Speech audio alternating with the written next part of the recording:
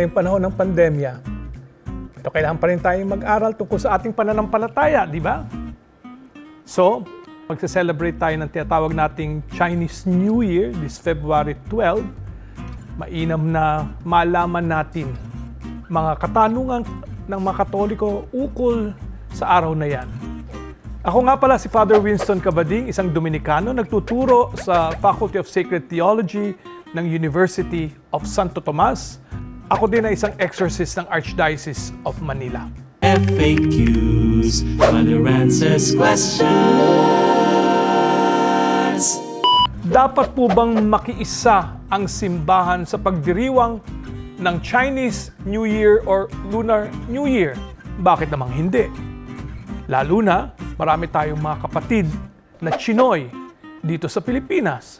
So if they celebrate that feast, bakit hindi tayo makikiisa sa kanila? So walang masama.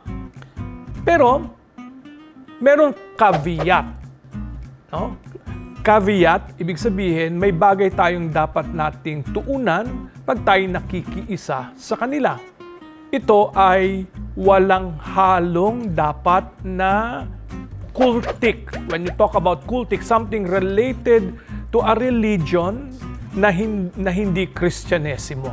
Paano natin ipapaliwanag sa mga kapatid nating Katolikong Chinoy or Filipino-Chinese ang pagkakaiba ng pananampalatayang Kristyanesimo sa Budismo, Taoismo, o Confucianismo?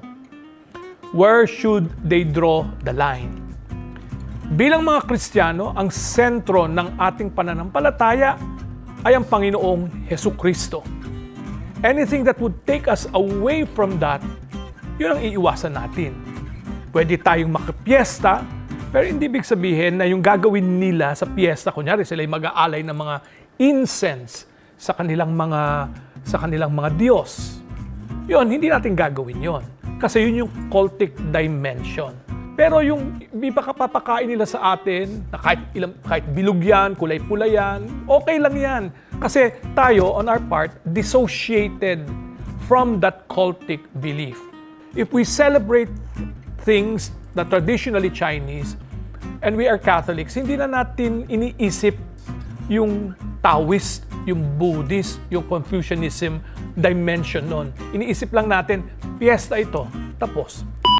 Totoo bang kapag bumili ako ng pampaswerte o lucky charms ay hindi ako mamalasin? Yan ay magandang katanungan. At masasagot nyo na rin yan. Para sa ating mga Katoliko, God is the source of all blessing. Walang charm, walang trinkets, walang abubot na magpapadala sa atin ng blessing. Eh di, pag bumili ka ng maswerteng isda, yung arwana, pampaswerte daw yan. Eh paano pag namatay yung arwana?